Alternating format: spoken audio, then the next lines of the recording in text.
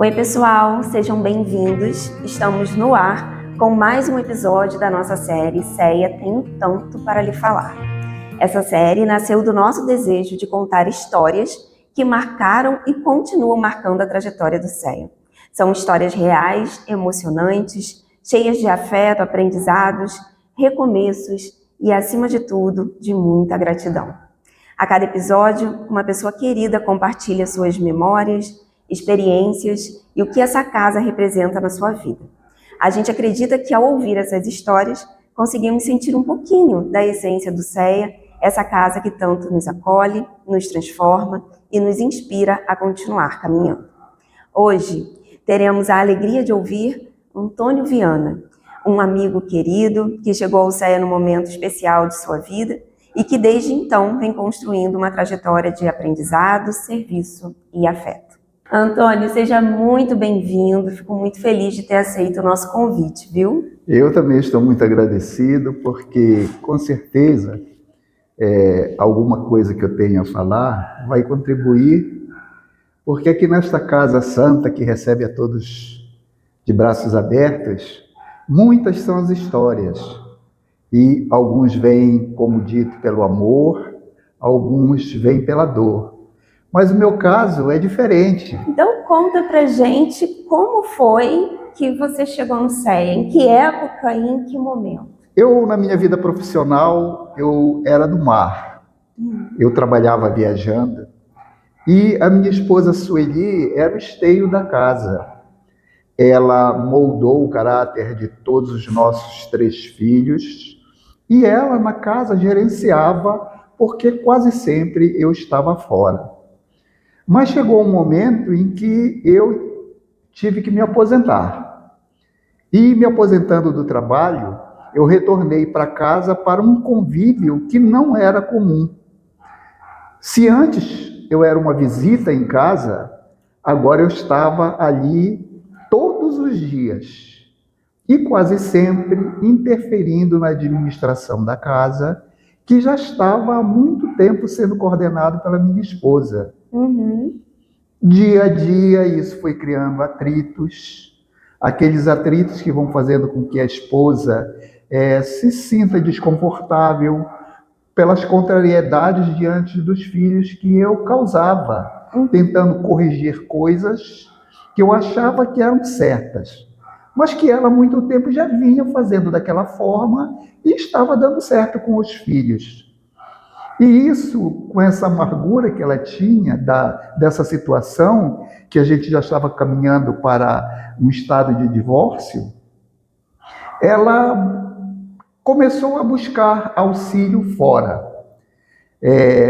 E certa vez ela no banco, na fila do banco, ela começou a conversar com uma pessoa, e essa pessoa, ouvindo o que ela dizia, indicou que ela procurasse esta casa. Na fila do banco? E a minha esposa realmente procurou esta casa e começou a frequentar. E ela começou a apresentar mudanças significativas. Se eu antes ia, como fazia comumente, ler o jornal e beber cerveja enquanto eu lia o jornal, e voltava para casa sempre com uma motivação para discutir, comecei a perceber que minha esposa não entrava mais nessa sintonia de discutir quando eu queria fazer isso. Ela sempre dizia, tudo bem, você tem razão, ou depois a gente conversa para saber quem está indicando o melhor caminho para a gente lidar na casa. E após o almoço, quase sempre eu dormia. E quando acordava, ela dizia, mas qual era o assunto mesmo que você queria conversar? Ela dizia, não me lembro mais. Então aquilo me mostrou que algo estava acontecendo. Só que, de alguma forma, aqueles irmãozinhos que a gente sabe que nos acompanham, eles me induziam a não achar que aquilo era bom. Afinal de contas, estava me tirando o prazer de discutir. E eu gostava daquela situação, de discutir. Mas cada vez mais ela criou uma força de não ser induzida para essa situação. E eu quis conhecer a casa que ela estava frequentando, no qual ela estava tendo essa mudança. Mas eu não vim conhecer a casa para também mudar. Eu não entrei no estudo para querer mudar. Eu entrei no estudo e conhecer a casa para descobrir uma forma de reverter essa situação, que de certo modo me desagradava, porque eu não tinha mais aquele ambiente que eu gostava. E com isso, aprendi muita coisa no estudo. Estudei muito, aprendi muitas coisas, mas para o sentido reverso. Quando a minha esposa falava da bebida que eu continuava utilizando, eu dizia para ela que se bebida fosse proibida, Jesus não teria transformado água em vinho. Quando ela dizia das más companhias que estavam comigo no bar, eu dizia que Jesus, certa vez, foi fazer refeições na casa de uma pessoa de má vida, que era o cobrador de impostos, dizendo que ele não tinha vindo só para os bons. Então, sempre que ela puxava determinado assunto para a qualidade de vida dentro de casa, como o alimento, o uso da carne vermelha, comer muita carne, que eu sempre fui habituado, eu dizia para ela que, como criação de Deus, se Deus me fez com dentes caninos, eu era para comer carne, porque é essa a finalidade dos dentes caninos. Então, a finalidade de eu estar na casa, por incrível que pareça, não era para mudança moral, era para contrariar minha esposa. Deixa eu ver se eu entendi. Você veio aqui para casa, ela veio primeiro, e aí depois você veio, mas porque você estava vendo ela se modificar. Exatamente. E aí você entrou na casa e entrou no estudo. Sim. Já entrou no estudo. Exatamente. E todo esse conhecimento que você estava absorvendo, você usava para contradizer ela. Exatamente. E ficou nesse meio aí desse processo aí por quanto tempo? Quando foi que você despertou? Nós sabemos que a gente não chega nesta casa por livre e espontânea vontade. Nós somos trazidos. Embora a minha finalidade fosse uma, a espiritualidade maior, com certeza, já estava me preparando para que um dia eu despertasse. Porque aquela bagagem de conhecimentos que eu estava tendo na casa não era para ser usada à toa.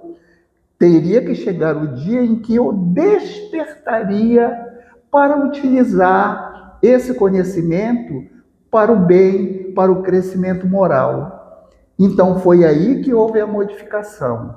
Mas essa modificação também, ela não foi feita a princípio dentro da casa. Eu fui trazido à casa para o despertar. Porque as minhas atividades dentro do movimento espírita, trabalhando nos eventos regionais da evangelização, que é o Encontrão, no Encontro de Mocidades Espíritas de Irajá, e na Comierge, que já é um movimento em nível estadual, em grandes proporções de frequentadores. Então, a minha caminhada como trabalhador espírita ainda não foi dentro desta casa, foi dentro do movimento espírita fora da casa. Você começou a participar desses movimentos antes de entrar no CEA? Não, já dentro do CEA, mas não como trabalhador do CEA. Mas nesse movimento de ir contra a sua esposa ainda? Não, aí eu já tinha modificado. Já tinha despertado. Exatamente, porque aí, quando eu comecei a frequentar esses movimentos, eu percebi dentro da gama de famílias que eram recebidas nesses encontros, a diversidade, a origem desses jovens de comunidades diferentes.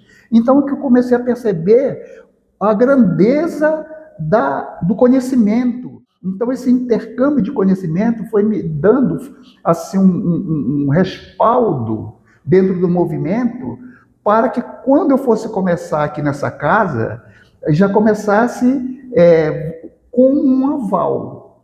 Porque todas as vezes que me convidavam para algum trabalho aqui nesta casa, eu sempre dizia, após tal evento, após a Comierge. O Juarez sempre perguntava, quando você vai começar a trabalhar aqui? Eu dizia, após a Comierge. Até que um dia chegou o dia de começar realmente a trabalhar aqui, depois de bastante tempo, sempre estudando, mas sempre com as atividades lá fora. Uhum. Até o dia em que realmente eu comecei a trabalhar aqui dentro. Mas aí o despertar já tinha acontecido, que a finalidade desse conhecimento, dessa bagagem que eu tive, aí já me deu uma força de entendimento, não para aceitar um voluntariado por aceitar, mas aceitando pela grandeza do que ele representa, não só para os outros, mas para a gente mesmo, que nós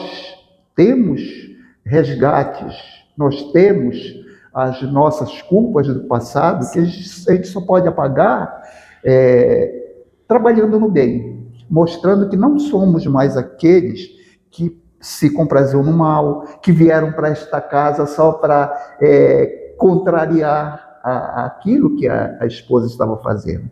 Então, a ela eu sou agradecida exatamente por ela ter iniciado essa caminhada. Ela veio primeiro. Sim. E por muita insistência me trouxe. Ah, quanto insistiu.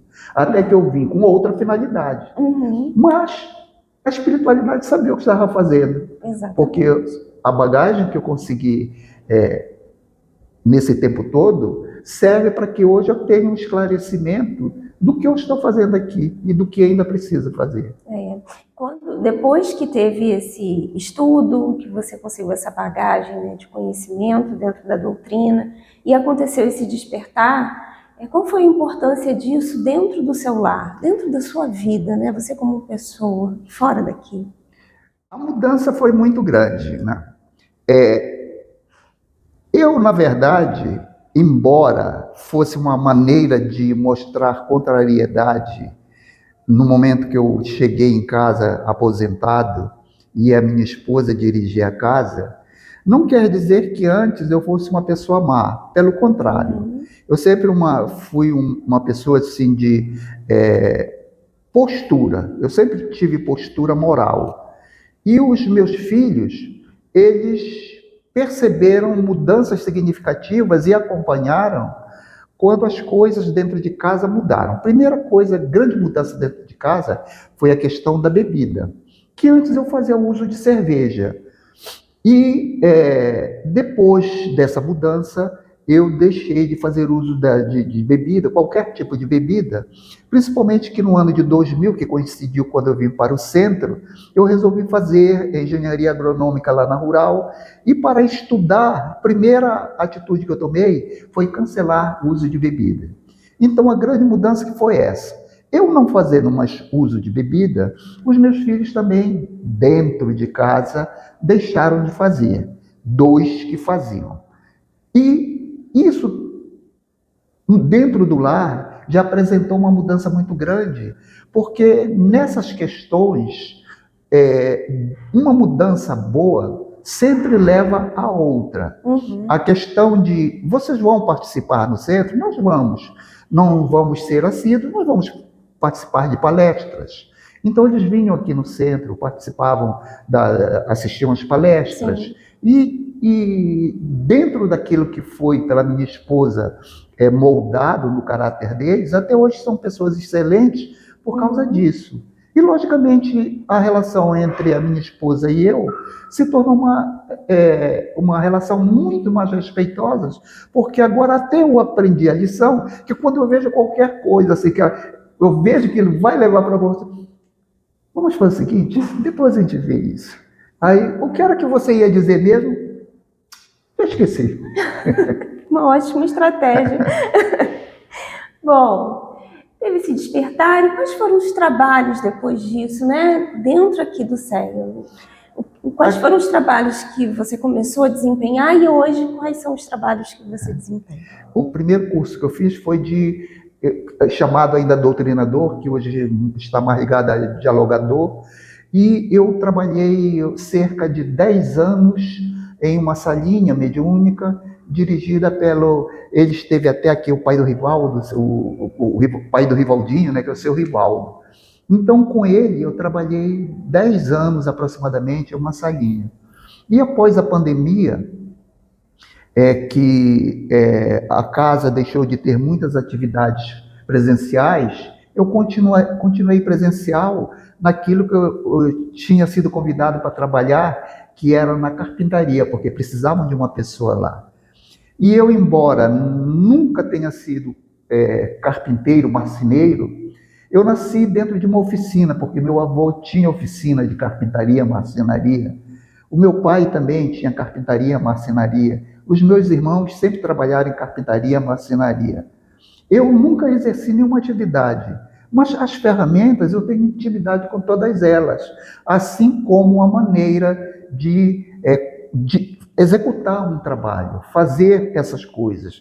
Então aqui, quando eu pergunto às vezes para minha esposa quanto tempo eu trabalhei nessa profissão, ela diz, bem, nunca trabalhou nessa profissão. Então, isso aí é que está me tornando útil na casa, é saber que aquele dom que eu nunca exerci profissionalmente, aqui eu posso utilizar.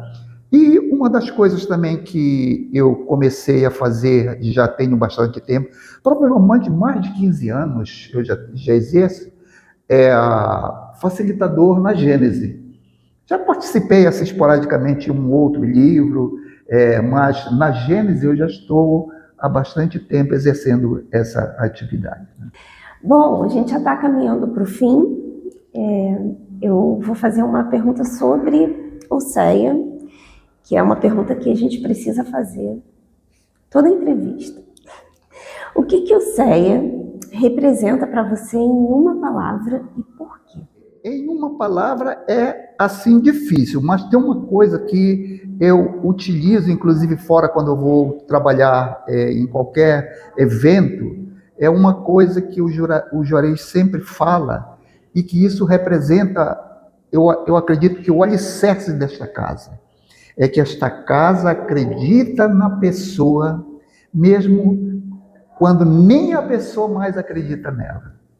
Então, essa força que tem de certeza de que um ser que está caído pode se reerguer, isso é importantíssimo. Eu não vim para isso e fui transformado. Então, eu sou prova de que realmente isso pode ser feito. Uma pessoa chegar aqui, mesmo não acreditando nela mesma, com suas dores, a espiritualidade maior aqui nesta casa, através de todas as atividades, dá chance para a pessoa se reerguer, porque a gente sabe que depende também da pessoa, né? Uhum. Então, hoje, o que o CEA representa para você? É essa gratidão que me acolheu, mesmo não vindo por uma boa causa, me acolheu, me transformou, e aqui estou nessa casa ajudando naquilo que ainda é me permitido ajudar. Para a gente terminar, se você pudesse deixar um recado para as pessoas que estão ouvindo a gente, que talvez ainda não despertaram, mas ainda sentem a vontade de se dedicar, de ir a uma casa espírita, mas ainda não se envolveram, não conseguiram se entregar a esse estudo, ao trabalho voluntário, né? O que você diria para essas pessoas que estão ouvindo a gente e às vezes não tem tempo, né? A gente sabe que existem vários obstáculos para chegar aqui. Mas o que você diria para essas pessoas? Independente da motivação que cada um chegue aqui, seja pela dor, pelo amor, pela diversidade de motivações, a pessoa nunca deve desistir. A pessoa deve continuar para que a casa, através de tantas oportunidades que tem, possa chegar até o coração de cada uma dessas pessoas, no despertar para a importância de fazer o bem. Esta casa está aberta para que todas as pessoas tenham a chance de fazer o bem. Às vezes a pessoa pensa que só obter graças é o fundamental de uma casa, mas não é. Na casa é fazer com que as pessoas entendam que cada um deve transformar o seu interior. E só pode transformar fazendo bem, se propondo ao estudo, a um trabalho edificante e sempre estar disponível para abraçar o seu próximo, ajudando-o a se levantar, assim como cada um de nós chegou aqui e foi abraçado e continuamos nessa caminhada. Que ótimo. Muito obrigada, Antônio. É uma alegria poder registrar um pouco da sua trajetória nessa série que a gente está representando. Sua disposição em servir, sempre firme e generosa, mostra a força de quem acredita no Evangelho vivido em cada gesto. Sua dedicação incansável no trabalho do bem é um testemunho que fortalece nossa caminhada coletiva. Muito obrigada por compartilhar conosco a sua história, a sua transformação, né? E por seguir sendo parte viva desta casa de amor. Eu agradeço também, pedindo sempre a Deus que nos envolva a todos. A espiritualidade maior, maravilhosa desta casa também, que nos recebe e nos ajuda, porque nós sabemos que sem a ajuda deles também, a nossa vida seria mais difícil, embora a gente saiba que depende muito também do esforço, persistência de cada um. Sim, é sempre emocionante ouvir relatos como o do nosso querido Antônio Viana. Histórias assim nos lembram do quanto o CEA é construído pela dedicação de cada trabalhador ao longo dos anos.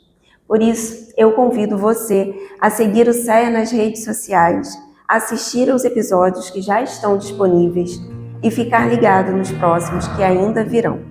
Um abraço carinhoso e nos vemos no próximo vídeo.